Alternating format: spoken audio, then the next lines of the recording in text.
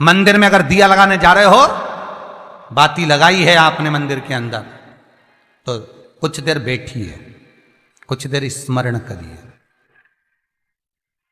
हमारे यहां तो यहां तक कहा गया है कि किसी मुर्दे को अगर जलाया भी जाता है तो कपाल क्रिया तक रुकना पड़ता है कि थोड़ा रुकिए, कोई पीछे से आकर कुछ कर ना जाए। दीप जलाएं, थोड़ी देर रुकिए। और दीप का भी नियम है महाराज, दीप का भी नियम है।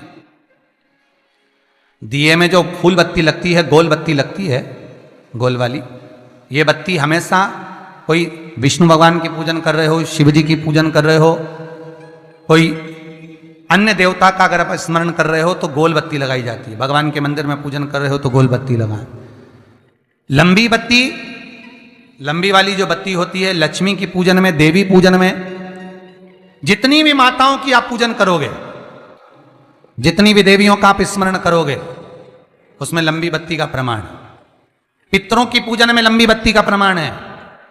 पितरों को कभी गोल बत्ती नहीं लगती। आप मटके के पास में, परिंदे के पास में, जल के पात्र के पास में कोई भी अगर दिया लगाएंगे तो वहां गोल बत्ती रखकर लगाएंगे तो घर में लक्ष्मी नहीं टिकेगी। कई लोग कहते हैं कि परिंदे के पास, मटके के पास में, पानी के स्रोत के पास में जहां जल भरते हैं, हंडा रखते हैं, टंकी रखते हैं, वहां पर मटके के पास बत्ती लगाओ, दिया लगाओ, पितर शांत रहेंगे। तो पितरों को शांत करो, मना नहीं है, पर दिया लगाने का नियम है कि पितरों को अगर आप दिया लगा रही हो मटके के पास, परिंदे के पास, या अमावस्या के दिन पितरों के लिए अगर दीप लगा रही हो तो गोल बत्ती अगर लगाओगी तो कार्य कभी सफल नहीं होगा। धन आएगा जाएगा, टिकेगा नहीं। इसलिए पितरों के लिए अगर दिया लगाना है, पूर्वजों के लिए दिया लगाना है, पितरों के लिए अगर दीप लगाना है तो लंबी बत्ती लगाइए, लंबी बत्ती। महाराज, लंबी बत्ती का प्रमाण हमारे यहां शास्त्र का, गोल बत्ती का प्रमाण। और सुंदर चरित्र कहा, यदि आपके जीवन में बहुत ज्यादा लक्ष्मी से तकलीफ है, कष्ट बहुत ज्यादा है, या इसलिए शायद कहा जाता है कि भगवान को सर्वश्रेष्ठ कौन सा चंदन अच्छा लगता है। आपको पहले भी कथा में कहा, आगरा की कथा अगर किसी ने सुनी होगी तो उसमें वर्णन किया है। भगवान को सर्वश्रेष्ठ चंदन कौन सा, भगवान को सर्वश्रेष्ठ चंदन कौन सा प्रिय है, वो कौन सा चंदन है जो भगवान विष्णु को लगाएं, राम को लगाएं, कृष्ण को लगाएं, वो कौन सा चंदन है जो श्री हरि को लगाया जाए। तो जीते जी भगवान विष्णु एक बार गले लगाते हैं, उसको कहते हैं हरि चंदन। कौन सा चंदन है? हरि चंदन। हरि चंदन बाजार में नहीं मिलेगा, हरि चंदन आपको बनाना पड़ेगा। कैसे बनाना है? तुलसी जब सूख जाए उसकी जड़ को निकाल लिया जाए, वो जड़ को पानी में धो लिया जाए, धोने के बाद उसको सिलवट्टे पर, पत्थर पर घिसा जाए और घिस कर उसमें थोड़ा सा कुंकू, रोली डालकर तैयार कर कर जो भगवान विष्णु के मस्तक पर, कृष्ण राम के मस्तक पर लगा देते हैं और उसकी एक बिंदी अपने हृदय पे लगा लेते हैं। जीते जी भगवान एक बार उसको गले लगाते ही हैं। हरि चंदन प्रियता। जैसे शिव महापुराण में रुद्र चंदन का भाव है, शिव महापुराण में रुद्र चंदन का प्रमाण दिया जाता है। अगर आपने लिंग पुराण पढ़ी हो तो उसका 5वां स्कंद अवश्य पढ़िएगा महाराज। और शिव महापुराण अगर पढ़ रहे हो तो उसका कुमार खंड पढ़िएगा, जिसमें रुद्र चंदन का प्रमाण है। रुद्र चंदन कैसा, रुद्र चंदन का प्रमाण कैसा? तो महाराज कहा, चंदन घिसकर, पीला चंदन घिसकर उस चंदन को 3 मुखी रुद्राक्ष पर लपेट लिया जाता है। 3 मुखी रुद्राक्ष पर उस चंदन को लपेटा जाता है।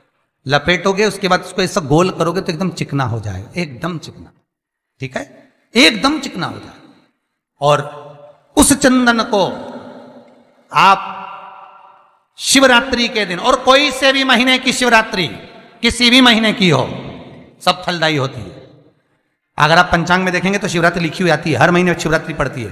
किसी भी महीने की शिवरात्रि पर रुद्र चंदन, अर्थात जो चंदन का आपने 3 मुखी रुद्राक्ष में लेपन करा है, उसका गोला बनाया है, वो चंदन अच्छा मोटा मोटा कर लेना, अच्छा बढ़िया, ऐसा नहीं कि थोड़ा बहुत ही लगाओ, पूरा रुद्राक्ष दिखना नहीं चाहिए, पूरा लपेट कर उसको शंकर के शिवलिंग पर ले जाकर रख दीजिए और फिर धीरे धीरे शंकर भगवान का जल अभिषेक करना प्रारंभ कर दीजिए। वो चंदन पूरा धीरे धीरे शंकर के शिवलिंग पर डलना चाहिए। शंकर के मूल मंत्र श्री शिवाय नमस्तुभ्यम का जाप करिए। यह कहलाता है रुद्र चंदन। इस चंदन के अभिषेक से महाराज जो काम नहीं होता आप कर कर उस कार्य को प्राप्त कर सकते हो, सिद्ध कर सकते हो। रुद्र चंदन, हरि चंदन, रुद्र चंदन, ये वो चंदन है जो जीवन का सुख प्रदान करने वाले, हरि तत्व देने। मंगल है, राहु है, केतु है, दशा बेकार चल रही है, लक्ष्मी नहीं आ रही, कष्ट बहुत है, फैक्ट्रियां नहीं चल रही, कहीं मत जाओ, मेरे शिव की शरण में जाकर एक बार शिव महापुराण को पूरी सुनो। शास्त्र के हटकर कुछ नहीं बोलेंगे। जो शास्त्र सम्मत है स्कंद पुराण में, विष्णु पुराण में, नर्मदा पुराण में, लिंग पुराण में, शिव महापुराण में, भविष्य पुराण में जितनी जितनी बातें लिखी होती है उसको छाट छाट कर लेकर आते हैं, आपको बता देते हैं कि आप ये कर लो, उससे फायदा मिल जाएगा। कोई ज्योतिषी नहीं, कोई कुछ नहीं, बस केवल भजन करो, शंकर का अनुमोदन करो और विश्वास रखो शंकर पर, तो किसी को 1 रुपया देने की जरूरत नहीं पड़ेगी। भजन करो, विश्वास शंकर पर रखना, जन्म मरण और परण वो देगा, सुख वो देगा, समृद्धि वो देगा। जिसके घर में बहु रिद्धि सिद्धि हो, जिसके घर में अमोद और प्रमोद पोते हो, जिसके घर में शुभ और लाभ दरवाजे पर बेटे बनकर विराजमान होते हो, जिसके घर में स्वयं अखंड सौभाग्य देने वाली पार्वती हो, जिसके घर में लक्ष्मी देने वाली लक्ष्मी बेलपत्र के पेड़ के नीचे झाड़ू लगाती हो, जो स्वयं सरस्वती को स्वर प्रदान करता है वो शंकर है। जब सब कुछ उसके पास में है, कुबेर का खजाना वो चोर को दे देता है, जब सर्वस्वता उसके पास है, तो आप इधर उधर डोलते क्यों हो? क्यों डोलो? उस पर विश्वास रखो। वो शंभु, वो शंकर, वो त्रिकालदर्शी, वो कैलाशी, वो अविनाशी सुख देगा, आनंद देगा। पाने का तरीका केवल उसको रिझाओ। जो मंदिर आपसे दूर हो, जिस मंदिर में कोई नहीं जाता, जिस मंदिर में कोई दिया तक नहीं लगाता, उस मंदिर में तुम जाओ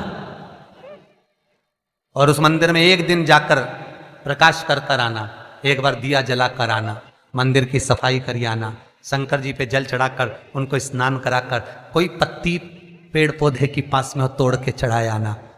2-4 बार कर कर देखना कितना शांति, कितना धीरज, कितना आनंद, कितनी समृद्धि, कितनी लक्ष्मी मिलती है। तुम करोगे तुम्हारा पेट भराएगा, हम करेंगे हमारा पेट भराएगा। स्वयं करिए। ओ ब्रह्मलोक के देवता ब्रह्मा हैं, बैकुंठ के देवता भगवान विष्णु हैं, और मृत्यु लोक का अगर कोई देव है तो वो महादेव है, केवल शंकर, केवल शिव, मृत्यु लोक का देव। अभी एक विचार करो, तुम्हारे घर में अगर थोड़ी सी तकलीफ आई तो सबसे पहले